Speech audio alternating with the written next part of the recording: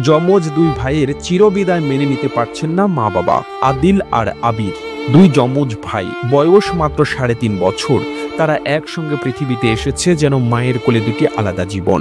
মা বাবার চোখের মণি। তাদের ছোট্ট সংসারের সব সুখ আর স্বপ্ন এই দুই শিশুর মধ্যে বোনা ছিল, কিন্তু ভাগ্যের লিখন ছিল নির্মম। সে সুখ আর বেশি দিন টেকেনি। ছোট্ট নিষ্পাপ দুই প্রাণ একসঙ্গে এসেছিল, আবার একসঙ্গে চলে গেল মা বাবার কোল খালি করে। এই হৃদয় বিদারক ঘটনা ঘটে 24শে মে শনিবার দুপুরে চট্টগ্রামের লোহাগাড়া উপজেলার বড় হাতিয়া ইউনিয়নের হরিদার ঘোনা কল্যাণের পাড়া গ্রামে। ঘটনার দিন মা পারভিন আক্তার অসুস্থ হয়ে শয্যাশায়ী ছিলেন। বাবা আজিজুল হক পেশায় নির্মাণ শ্রমিক। বেশিরভাগ সময়ে বাড়ির বাইরে কাজ করতেন। দুই শিশুকে দেখাশোনা করতেন তাদের দাদা, কিন্তু দাদাও গত কিছুদিন আগে মারা যান। ফলে ছোট্ট দুই ভাইয়ের কোনো নজরদারি ছিল না। শনিবার দুপুরে মায়ের অজান্তে আম কুড়াতে বাড়ির পাশের পুকুরে চলে যায় দুই ভাই। আম কুড়ানো আর দুষ্টু মিষ্টি খেলাধুলার মাঝে হঠাৎ পা পিছলে পড়ে যায় পুকুরে। তখন হয়তো আদিল ছটফট করছিল বাঁচার জন্য। ছোট দুই হাত বাড়িয়ে মাকে ডাকছিল, মা মা। আবিরও কাপা কাপা গলায় বাবাকে খুঁজছিল,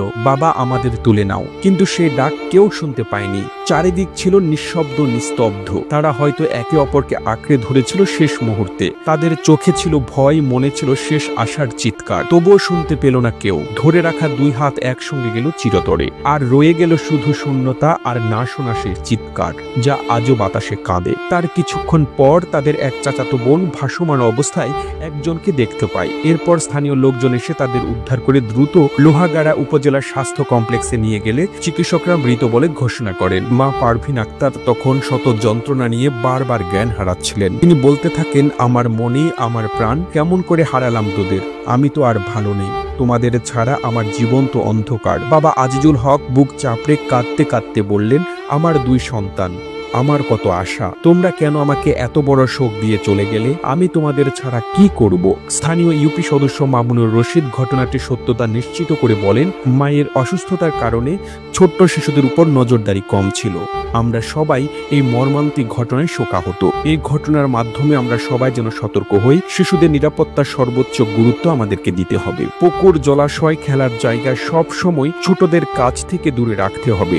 অসতর্কতা এক মুহূর্তে ডেকে আনতে পারে চরম বিপদ। পিতামাতা ও অভিভাবকদের অবশ্যই সচেতন থাকতে হবে। শিশুরা যেন একা ঝুঁকিপূর্ণ জায়গায় না যায়। আমাদের সকলের দায়িত্ব তাদের সুরক্ষা নিশ্চিত করা। আবির আর আদিলের মৃত্যু আমাদের মনে করিয়ে দিল জীবনের অমূল্যতা। আমরা যেন কখনো এমন দুঃখ না পাই। শিশুদের জীবন হোক নিরাপদ, সুখী আর সুরক্ষিত। প্রতিবেদনটি তৈরিতে তথ্য ও উপাত্তের সাহায্য নেওয়া হয়েছে এস.এ. শাহিন 2 নামক ফেসবুক পেজ থেকে। আর এতক্ষণ আপনারা সঙ্গে ছিলেন বিশ্ব বাংলার। সেই সঙ্গে আপনি বাংলাদেশের কোন জেলা থেকে এই ভিডিওটি দেখছেন আমাদের কমেন্ট করে জানান।